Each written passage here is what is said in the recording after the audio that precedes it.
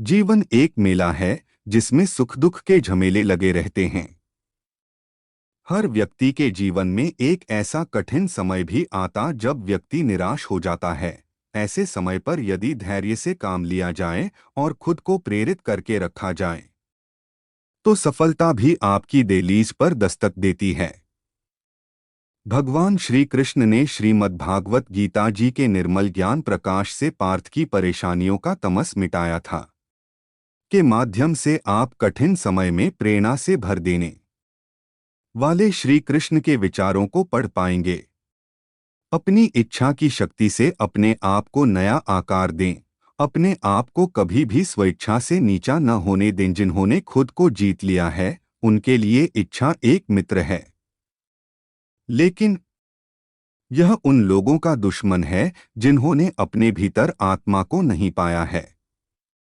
सर्वोच्च वास्तविकता उन लोगों की चेतना में प्रकट होती है जिन्होंने खुद को जीत लिया। गंभीर तपस्या और ज्ञान मार्ग से ध्यान श्रेष्ठ है। मुझ पर अपना मन लगाकर योग के अभ्यास से स्वयं को अनुशासित करो। मैं उन लोगों के लिए हमेशा मौजूद हूँ जिन्होंने मुझे हर प्राणी में महसूस किया है। मन को नियंत्रित नहीं करते, उनके लिए वह शत्रु के समान कार्य करता है।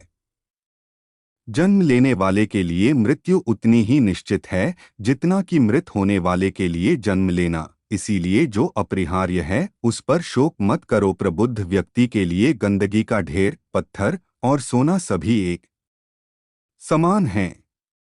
ज्ञानी व्यक्ति ज्ञान और कर्म को एक रूप में देखता है, वही सही मायने में देखता है। मन की गतिविधियों, होश, श्वास और भावनाओं के माध्यम से भगवान की शक्ति सदा तुम्हारे साथ है और लगातार तुम्हें बस एक साधन की तरह प्रयोग करके सभी कार्य कर रही है। ज्ञानी व्यक्ति ज्ञान और कर्म को एक रूपसदैव संदेह करने वाले व्यक्ति के लिए प्रसन्नता ना इस लो कर्म मुझे बांधता नहीं, क्योंकि मुझे कर्म के प्रतिफल की कोई इच्छा नहीं। विद्यार्थियों को प्रेरित करने वाले श्री कृष्ण के विचार माध्यम से आप विद्यार्थियों को प्रेरित करने वाले श्री कृष्ण के विचार पढ़ पाएंगे, जो कुछ इस प्रकार है। कर्म योग वास्तव में एक परम रहस्य है। कर्म उसे नहीं बांधता जिसने काम का त्याग कर दिया है। अपने अनिवार्य कार्य करो, क्योंकि वास्तव में कार्य करना निष्क्रियता से बेहतर है। आत्मज्ञान की तलवार से काटकर अपने हृदय से अज्ञान के संदेह को अलग करके अनुशासित बनो। मनुष्य अपने विश्वास से निर्मित होता है। जैसा वो विश्वास करता है वैसा वो बन जाता है।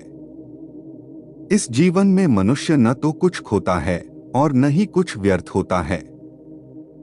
मन अशांत है और उसे नियंत्रित करना कठिन है, लेकिन अभ्यास से इसे वश में किया जा सकता है। केवल मन ही किसी का मित्र और शत्रु होता है। व्यक्ति या जीव का कर्म ही उसके भाग्य का निर्माण करता है। जब मानव अपने कार्य में आनंद खोज लेता है तब वह पूर्णता प्राप्त कर लेता है। श्रीमद्भगवद गीता के अनमोल वचन के माध्यम से आप श्रीमद्भगवद गीता के अनमोल वचन पढ़ पाएंगे, जो कुछ इस प्रकार है। नरक के 3 द्वार वासना, क्रोध और लालच हैं। क्रोध से भ्रम पैदा होता है, भ्रम से बुद्धि व्यग्र होती है। जब बुद्धि व्यग्र होती है तब तर्क नष्ट हो जाता है। जब तर्क नष्ट होता है तब व्यक्ति का पतन हो जाता है। सदैव संदेह करने वाले व्यक्ति के लिए प्रसन्नता ना इस लोक में है ना ही कहीं और। मन की गतिविधियों, होश, श्वास और भावनाओं के माध्यम से भगवान की शक्ति सदा तुम्हारे साथ है और लगातार तुम्हें बस एक साधन की तरह प्रयोग करके सभी कार्य कर रही है। ज्ञानी व्यक्ति ज्ञान और कर्म को एक रूप में देखता है, वही सही मायने में देखता है। प्रबुद्ध व्यक्ति के लिए गंदगी का ढेर, पत्थर और सोना सभी एक समान हैं। निर्माण केवल पहले से मौजूद चीजों का प्रक्षेपण है। उससे मत डरो जो वास्तविक नहीं है, ना कभी था ना कभी होगा। जो वास्तविक है वो हमेशा था और उसे कभी नष्ट नहीं किया जा सकता। जन्म लेने वाले के लिए मृत्यु उतनी ही निश्चित है जितना कि मृत होने वाले के लिए जन्म लेना, इसीलिए जो अपरिहार्य है उस पर शोक मत करो। जो मन को डोट नियंत्रित नहीं करते उनके लिए वह शत्रु के समान कार्य करता है। कि ब्लॉग के माध्यम से आप अंग्रेजी भाषा में भगवान श्री कृष्ण पर आधारित कुछ इंटरेस्टिंग कोट्स पढ़ पाएंगे, जो कि निमाशा है कि आपको कठिन समय में श्री कृष्ण जी के विचारों पर आधारित का यह ब्लॉग जानकारी से भरपूर लगा होगा। इसी प्रकार के अन्य कोट्स पढ़ने के लिए हमारी वेबसाइट के साथ बने रहें। मैं धरती की मधुर सुगंध हूँ, मैं अग्नि की ऊष्मा हूँ, मैं ही सभी जीवित प्राणियों का जीवन भी, और मैं ही सन्यासियों का आत्मसंयम हूँ। कार्य में निष्क्रियता और निष्क्रियता में कार्य देखता है, वह एक बुद्धिमान व्यक्ति है।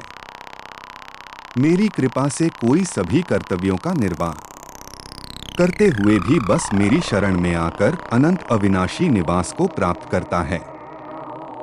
मैं उन्हें ज्ञान देता हूँ जो सदा मुझसे जुड़े रहते हैं और जो मुझसे प्रेम करते हैं।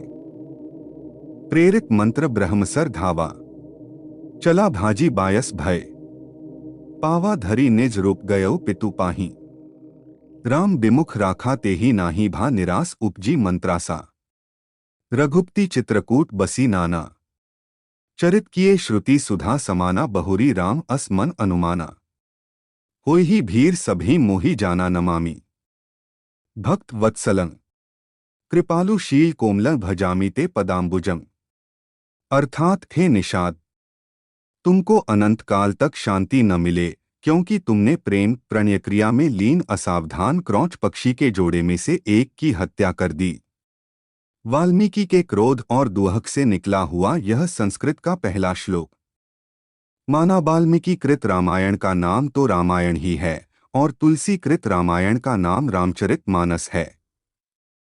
श्री वाल्मीकि रामायण अर्थ सहित में कुल श्लोक हैं, जिनको शुद्ध रूप में डिजिटल बनाकर पाठकों को उपलब्ध कराने हेतु हम प्रतिबद्ध हैं। ग्रंथ की विशालता उसके श्लोकों की संख्या से समझा जा सकता है एवं यह कार्य सीमित लोगों के प्रयासों से आगे बढ़ रहा है। समय के साथ हम यहाँ नवीन सर्गों को उपलब्ध कराते जाएंगे। आशा है हमारा यह पवित्र व सार्थक प्रयास हिंदू समाज हेतु कल्याणकारी सिद्ध होगा। आप हमें सहयोग कर सकते हैं। महर्षि वाल्मीकि को कुछ लोग निम्न जातिका बतलाते हैं, पर वाल्मीकि रामायण तथा अध्यात्म रामायण में इन्होंने स्वयं अपने को प्रचेता का औरस पुत्र कहा है। स्कंद पुराण के वैशाख महात्म्य में इन्हें जन्मांतर का व्याध बतलाया है। इससे सिद्ध है कि जन्मांतर में ये व्याध थे। व्याध जन्म के पहले भी स्तंभ नाम के श्री वत्सगोत्रीय ब्राह्मण थे। व्याध जन्म में शंख ऋषि के सत्संग से राम नाम के जप से ये दूसरे जन्म में अग्निशर्मा मतांतर से रत्नाकर हुए। वहां भी व्याधों के संग से कुछ दिन निश्चित संस्कार वश व्याध कर्म में लगे। फिर सप्तर्षियों के सत्संग से मरा जप कर वल्मीक दीमक का लगाया हुआ मिट्टी का ढेर पड़ने से वाल्मीकि नाम से ख्यात हुए और वाल्मीकि ने रामायण की रचना की। बंगला के कृत्तिवास रामायण, मानस, अध्यात्म रामा, आनंद रामायण, राज्यकांड, भविष्य पुराण प्रतिसर्ग में भी यह कथा थोड़े घुमाव फिराव स्पष्ट है। गोस्वामी तुलसीदास जी ने वस्तुतः यह कथा निराधार नहीं लिखी, इसलिए इन्हें नीच जाति का मानना सर्वथा भ्रम है। लाइक सब्सक्राइब कर देना वीडियो।